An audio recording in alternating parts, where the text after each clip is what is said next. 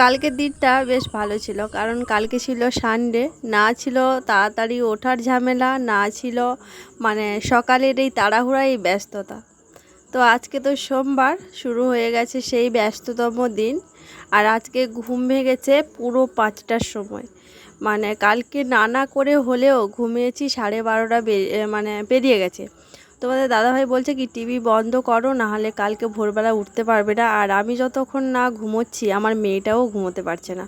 তো ওই জন্য টিভি বন্ধ করে ঘুমিয়েছি। ওই 12:30 মতো বেজে গেছে। তারপরেও যে আমি এত সকালবেলা উঠবো আমি কল্পনাও করতে পারিনি। ঘুম থেকে উঠে যখন ফোনটা হাতে নিয়ে দেখি যে 5টা 10, তখন পুরো আমি শকড যে এত তাড়াতাড়ি উঠলাম কি করে। তো যাই হোক, শুভ সকাল আমার প্রিয় বন্ধুরা, কেমন আছো তোমরা সবাই? আশা করছি যে যেখান থেকে আমার ভিডিওটা দেখছো তোমরা সকলে খুব ভালো আছো আর সুস্থ আছো। আর আমিও কিন্তু তোমাদের ভালোবাসায় অনেক অনেক ভালো আছি।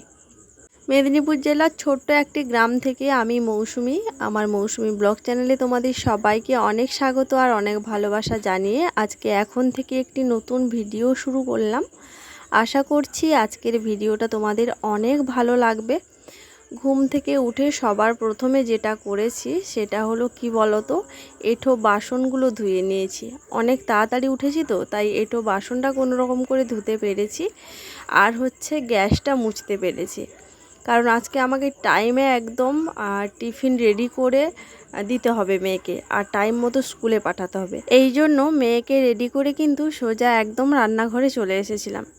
আর এসে মেয়ের জন্য একটু আলু ভাজা করে নিয়েছি। অবশ্য শুধু মেয়ের জন্য নয়, বাড়ির সবার জন্য একদমই ভেজে নিয়েছি আলুটা। আর আজকে তো সোমবার, তাই পেঁয়াজটাকে অ্যাভয়েড করেছি, শুধু জিরে ফোড়ন দিয়ে সরু সরু করে আলু কেটে ভেজেছি।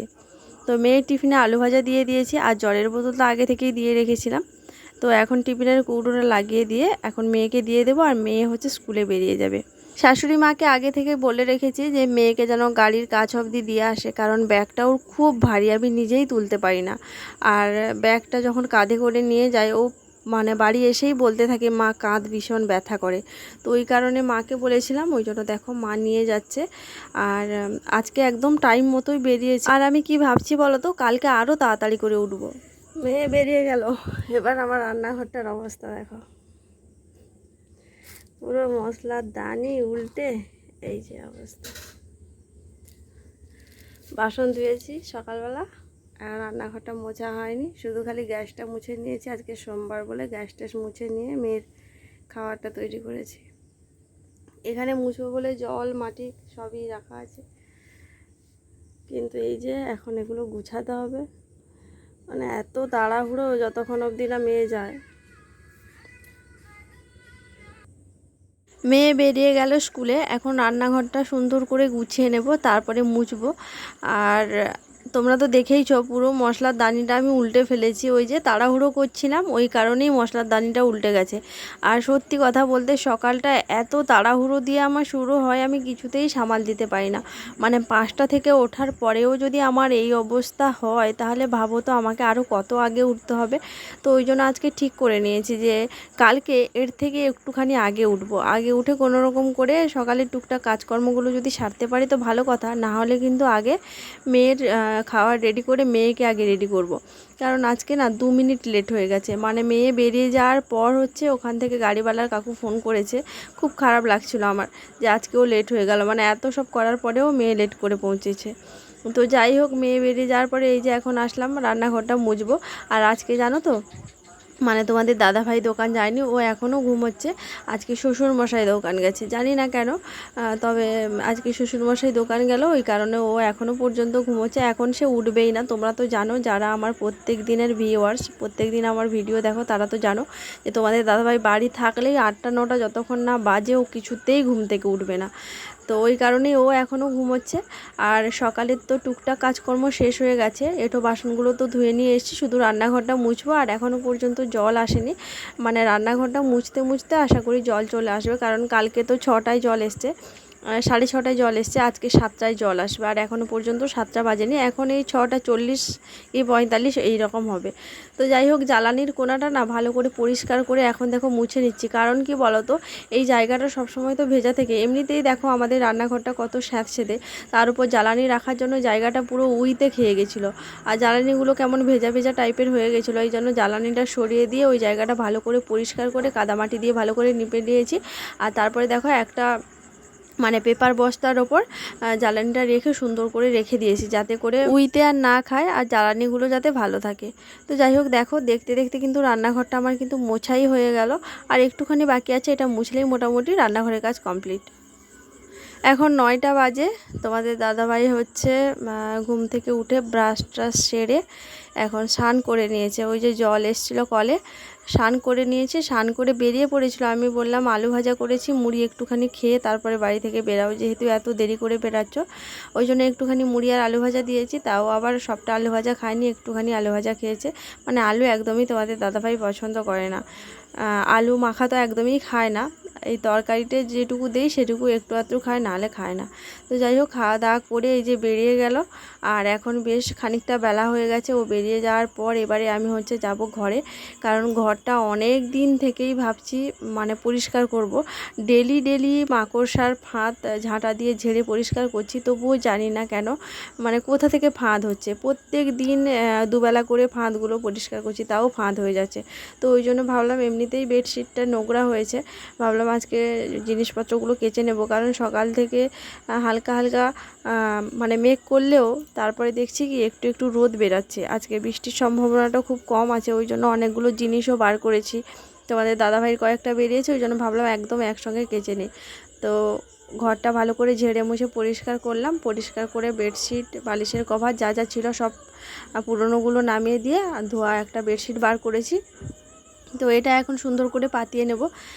আর বিশেষ করে এই বেডশিটগুলো পাতাতে একার পক্ষে অনেকটা সমস্যা হয়, কারণ কি এক ধার টানলে এক ধার গুছিয়ে যায়, আর এক ধার ঠিক করলে আর এক ধারটা গুছিয়ে যায়।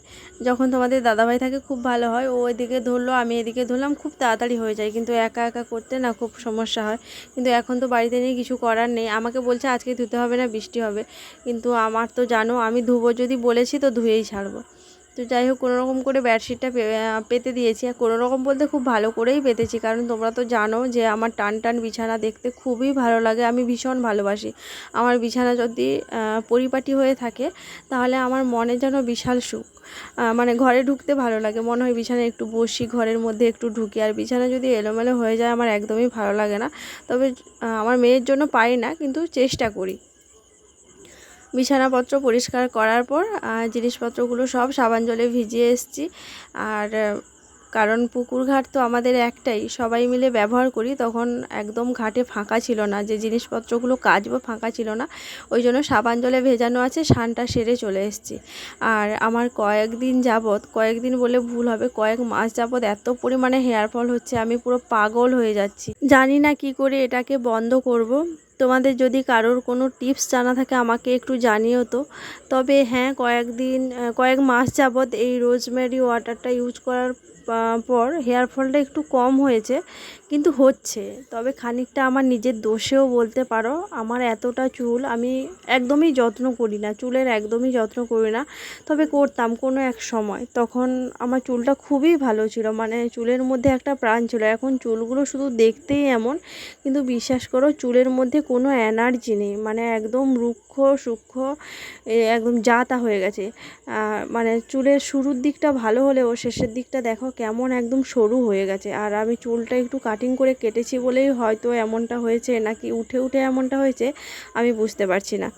তো যাই হোক, চুলটা ভালো করে আঁচড়ে তারপরে খাওয়া দাওয়া করে নিয়েছিলাম। খাওয়া দাওয়া করার পর জিনিসপত্রগুলো যে ভিজিয়ে রেখেছিলাম সেগুলো কেচেছি। কাচার পর দেখলাম একটু রোদ বেরিয়েছে। তো এখন এই যে রোদে মিলতে আসলাম। আর ওদিকে আমার মেয়ে কিন্তু স্কুল থেকে চলে এসছে। মানে আমি যখন চুল আঁচড়াচ্ছিলাম, চুল আঁচড়ানোর পরেই দেখলাম মেয়ে স্কুল থেকে চলে এসছে। তো ওই জন্য মা মেয়ে দুজনে একসঙ্গে মুড়ি খেলাম।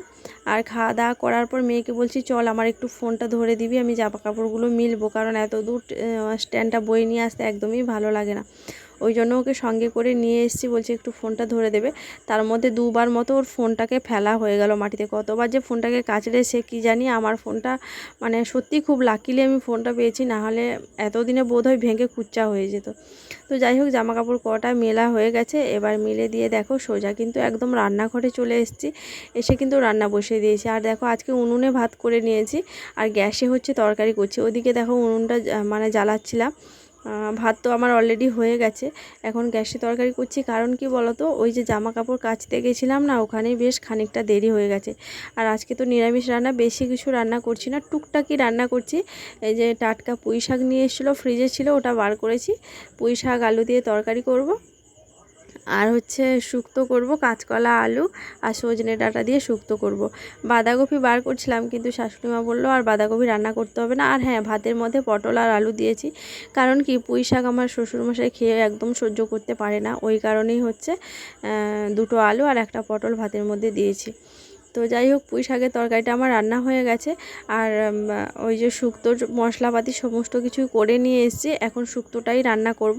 তো এটা হলেই মোটামুটি রান্নাবান্না শেষ হয়ে যাবে। উনুনে হলে একটু দেরি হতো, কারণ কি বলো তো, একবার দাঁড়িয়ে একবার বসে অনেক কষ্ট হয় রান্না করতে। আর উনুনটা মানে একটু মনে হয় যেন কি হালকা হালকা জ্বলে, কিন্তু গ্যাসে একভাবেই জ্বলছে, তো খুব তাড়াতাড়ি হয়ে যায়।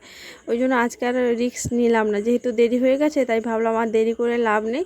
যেটুকু সময় আছে সেটুকু সময় আমি গ্যাসেই রান্না করে নিই, নাহলে খাওয়ার লোকজন চলে এসে বসে থাকবে, খুব খারাপ হবে। আর এমনিতে আমার শ্বশুরমশাই যদি দোকান থেকে এসে দেখে না যে আমি এখনও উনুনের কাছে রান্না করছি, তাহলে মাথা খারাপ হয়ে যাবে। মানে উনি আসার আগে যেন রান্নাবান্না কমপ্লিট হয়ে যায়, এই রকম একটা ব্যাপার। তো যাই হোক, রান্নাবান্না তো কমপ্লিট, তখনই তোমাদেরকে বলেছিলাম। তো এই যে আমার পুঁই ডাঁটার তরকারি, আর এখানে রয়েছে শুক্তো। আর হাঁড়িতে তো নতুন করে আর দেখানোর কিছু নেই, হাঁড়িতে ভাত রয়েছে, এই যে তোমাদেরকে সেটাও দেখিয়ে দিলাম। তো এখন রান্নাবান্নাও শেষ, আর দেখো সবার জন্য ভাত বেড়ে নিচ্ছি। সবাই খেতে বসে গেছে, আর আমার মেয়েকে বলেছি ভিডিও করতে, কেমন করে ভিডিও করছে দেখো। তো যাই হোক, চলো খাওয়া দাওয়া করে নিই, আবার তোমাদের সঙ্গে দেখা হবে। আজকে কিন্তু তাড়াতাড়ি করে ঘুম থেকে উঠে পড়েছি, কারণ কি বলতো, আজকে দুপুরবেলা ঘুমোইনি। ওই যে সকালবেলা একটা ভিডিও আপলোড করেছিলাম ইউটিউবে, জানি না কি কারণে ইউটিউব রিমুভ করে দিয়েছে, সেইটা আমার মাথায় এমন পরিমাণে ঢুকে গেছে। আর এমনিতেই আমি কমিউনিটি পোস্ট করেছি যে সন্ধ্যে 7টার সময় আমি তোমাদেরকে ভিডিও দেবো, কিন্তু আমার ভিডিও এডিট করা নেই। ওই কারণে কি বলতো, সারা দুপুর বসে বসে ভিডিও এডিট করছিলাম। তো ওই জন্যই হচ্ছে আমি ঘুমোইনি। আর দেখো আজকে পুরো ফাঁকা রয়েছে, আর বৃষ্টিও হয়নি, রোদও বেরোয়নি, ওই কারণে যে জামা কাপড়গুলো রোদে দিয়েছিলাম সব মানে ভেজা রয়েছে, শুকনো হয়নি, যে সব মিলা রয়েছে। জামা কাপড়গুলো কেচে মিলেছি ঠিকই, কিন্তু কোনো জামা কাপড়গুলো শুকনো হয়নি, শুধু জলটা ঝরেছে, মানে হাফ শুকনো হয়েছে যাকে বলে। তো যাই হোক, এখন জামা কাপড়গুলো তুলে নেব। আর ভিডিওটা আজকে আমি এখানেই শেষ করবো, আর বড় করব না। তোমরা সবাই ভালো থাকো, সুস্থ থাকো, সবাইকে আজকের মতো টাটা।